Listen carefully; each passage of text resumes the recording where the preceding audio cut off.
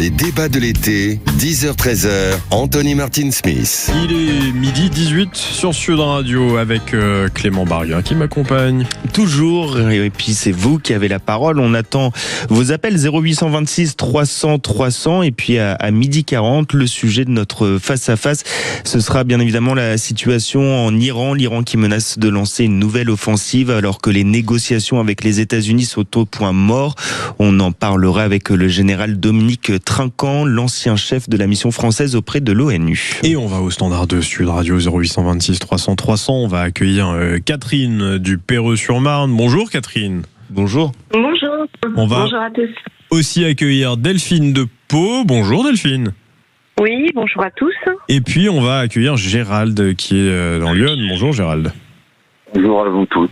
Merci à tous les trois d'être avec nous sur l'antenne de Sud Radio. Vous vouliez vous exprimer tous les trois sur la question de la fin de vie. C'est pour ça que on a fait le choix de tous vous prendre et toutes autour de la table. Je vais commencer avec Catherine. Alors Catherine, qu'est-ce que vous voulez nous dire ? Alors écoutez, moi c'est arrivé récemment, mon père est décédé à l'âge de 89 ans au mois de mai. Je suis désolé. Et du coup on s'est vraiment posé la question parce qu'on est passé de quelqu'un de très autonome à quelqu'un qui a perdu complètement toute l'autonomie. Ouais.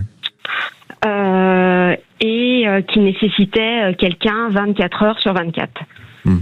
Delphine. Voilà. Pardon, excusez-moi. Ok. Non, excusez-moi Catherine, pardon, rien à voir, excusez-moi. Continue, excusez-moi. Et qui, sous assistance respiratoire, donc voilà, en perdant également ses facultés cognitives. Ouais. Et dans notre cas, on a eu de la chance d'être très bien accompagné par un médecin généraliste, son médecin généraliste, qui nous a dit quand il avait un peu de clairvoyance, vraiment avoir ce dialogue avec lui. Voilà, comment il veut mourir, où est-ce qu'il veut mourir, encore on l'emmène à l'hôpital, etc. Et c'était une discussion, pardonnez-moi de l'expression, mais facile entre guillemets à avoir avec lui. Vous avez réussi à aborder ce sujet de la fin de vie ? Eh ben, le médecin était là au départ, parce qu'il le connaissait bien, donc il nous a aidés à aborder ce sujet qui était difficile pour nous. Et quelles étaient les options envisagées quand vous avez évoqué cette fin de vie ?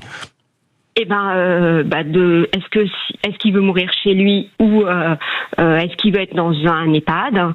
Est-ce que en dernier recours on l'emmène à l'hôpital ou on le laisse chez lui ? Vous voyez, s'il y a besoin de ce genre de sujet. Et il a été très clair, c'était chez lui. Et Catherine, vous personnellement, comment vous l'avez vécu cette volonté qu'il exprime ? Je l'ai comprise. Le problème, c'est que sa maison a fini par ne plus être adaptée au fait qu'il avait perdu toute mobilité, vous voyez, fallait quelqu'un 24 heures sur 24. Ouais. Vous, Gérald, vous êtes favorable justement à ce que l'on puisse accompagner les gens en fin de vie ? Oui, absolument. Moi, je l'ai vécu 2 fois. Au moins 2 fois. Mon père et ma mère. Ouais. Alors, mon père était effectivement quelqu'un de très actif, quelqu'un qui bougeait beaucoup, qui avait vécu, je dirais, des choses très fortes dans sa vie. Et puis, malheureusement, il contracte un glioblastome, c'est un cancer cérébral incurable. Donc, avec perte, effectivement, de tout contact. Il pouvait même plus manger lui-même, il pouvait plus parler, c'était horrible. Et en fait, la problématique que moi j'ai vécue, c'est qu'il a été mis mon père a été placé, dans une institution de fin de vie, mais qui malheureusement ne voulait pas. Moi, je voulais que mon père, on l'aide à partir. Voilà. Alors c'est peut-être terrible ce que je dis, mais je voulais absolument que mon père ne souffre pas. Or, il n'était pas capable de parler. Ça, c'est le problème. Donc.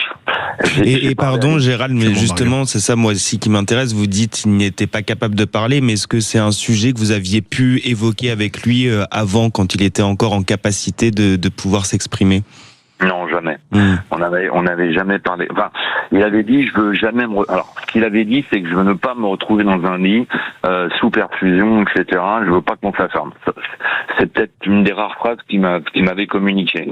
Or, moi, j'en avais parlé avec ma mère. Ma mère s'y était formellement opposée. Elle voulait pas qu'on aide mon père à partir.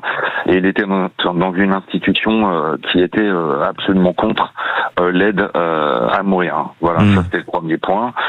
Et j'ai vécu ça une deuxième fois avec ma mère, où là, ma mère a fait un coma, dépassé. Donc après, on a vu avec l'équipe qui m'a dit, qu'est-ce qu'on fait? Est-ce que vous souhaitez que votre maman soit sous assistance respiratoire? Est-ce que vous voulez qu'on la mette sous perfusion permanente? Et moi, j'ai dit non. Je ne veux pas, qu'on ne s'acharne surtout pas. C'était terrible, hein, peut-être la décision d'un fils pour ses parents. C'est terrible.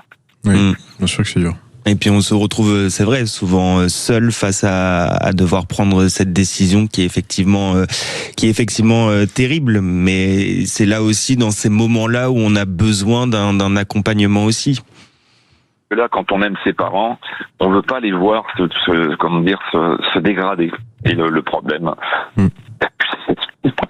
Oui, je sens votre émotion. Gérald, effectivement, et c'est très difficile de savoir si on prend la bonne décision, quand bien même on est convaincu que c'est bon ou que c'est mauvais de s'acharner, etc. C'est jamais une bonne décision. Faudrait peut-être davantage qu'il y ait d'accompagnement psychologique. Peut-être que c'est déjà le cas. Je n'ai pas vraiment été confronté moi à cette situation, mais Delphine, si. D'ailleurs, je dis ça, mais n'importe quoi. Delphine, excusez-moi, ce sujet me perturbe beaucoup. Je pense que ça s'entend. Je suis désolé, mais ça vous montre aussi à quel point c'est difficile de prendre de la distance dans ces sujets que nous abordons. Delphine de Pau. Delphine, vous êtes là? Delphine, vous nous appelez oui, 0826 300 300. Bonjour Delphine. Vous m'entendez? Oui, on vous entend Delphine. Racontez-nous. Oui. Alors, donc, on n'a qu'une certitude dans la vie, c'est qu'on va tous mourir. Moi, je trouve que la mort est complètement tabou. Donc, l'aide à mourir officiellement autorisée en France, j'ai envie de dire alléluia. Merci pour toutes ces associations qui se sont battues. J'ai vécu ce drame il y a presque 20 ans. Mon mari avait 38 ans quand il est tombé malade, cancer incurable. Du jour au lendemain, on lui dit, vous avez pour 6 mois à vivre, maximum 2 ans. Donc, j'ai vu mon mari mourir à petit feu sous mes yeux. Donc moi je suis pour l'aide à mourir évidemment et c'est très bien de parler des personnes âgées, mais moi je pense beaucoup aux jeunes qui sont dans la souffrance et qui n'ont pas pu être aidés à ce moment-là. Donc je voudrais parler de ma mort en fait. Moi ma mort, je la veux douce, je la veux accompagnée, je la veux à la maison avec mes enfants, qu'on me tienne la main. Voilà, je veux dire, on parle beaucoup de nos familles, de nos parents, etc. Mais personne parle de sa propre mort. Mais bien sûr, et c'est là. Comment on veut mourir en fait. Bien sûr, et vous avez tout à fait raison. Et c'est là aussi, c'est l'importance d'en parler et de briser effectivement ce tabou et de parler nous de notre propre mort et dans les conditions dans lesquelles on veut partir. C'est extrêmement important de poser ces mots-là. Mais c'est ça. Donc moi maintenant, toute ma famille le sait, et maintenant je sais que je vais vraiment le jour où mes souffrances seront insupportables. Moi je veux pas finir squelettique, je veux pas finir avec des médicaments qui vont complètement me faire perdre la tête. Maintenant je sais que officiellement je peux rester chez moi en France et avoir droit à l'aide à mourir officiellement autorisée. Non mais je suis trop contente quoi. En fait c'est vraiment pour moi il était temps. Et peut-être soulager aussi les proches qui seront là. Je fais écho au témoignage de Gérald. On voit la difficulté de prendre cette décision, mais au moins quand les choses sont dites et quand on l'a évoqué, quand on en a parlé, je pense aussi que ça peut énormément soulager les gens qui sont autour de vous dans ces moments-là. Exactement. Il faut en parler. Il faut parler de la mort. Il faut en parler à ses proches. Clarifier tant qu'on peut le faire. Et voilà, tant qu'on peut le faire et le prévoir parce que ça va arriver à tout le monde. Et ça, personne n'en parle en fait. Voilà. C'est ça, je comprends pas. Delphine, vous voulez rester avec nous? Oui. Oh, très bien. Gérald aussi? Gérald? Oui, je vous entends. Vous restez avec nous? Oui, tout à fait. Bon, super, merveilleux. Catherine également? Non. Bon, super. Allez, on revient dans un instant sur Sud Radio. Vous nous appelez au 0826 300 300 avec cette question qui vous fait beaucoup réagir sur la question de la fin de vie. On va avoir Henri qui nous a contacté au 0826 300 300. Clément Barguin, notre face-à-face à 12h40. À 12h40, notre face-à-face, on va parler de la situation en Iran avec les négociations qui sont au point mort avec les États-Unis.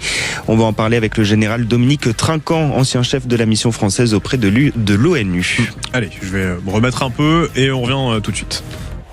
Sud Radio. Tony Martin Smith. 12h31 sur l'antenne de Sud Radio. Vous êtes très très très nombreux à nous appeler au 0826 300 300. On est désolé pour les appels qu'on ne pourra pas prendre. Mais merci en tout cas, ça vous fait réagir ce sujet sur la loi fin de vie qui vient d'être promulguée par le président de la République et paru au journal officiel. Dans un instant, notre face-à-face Clément Barguin. À 12h40, notre face-à-face, ce sera avec le général Dominique Trinquant, ancien chef de la mission française auprès de l'ONU.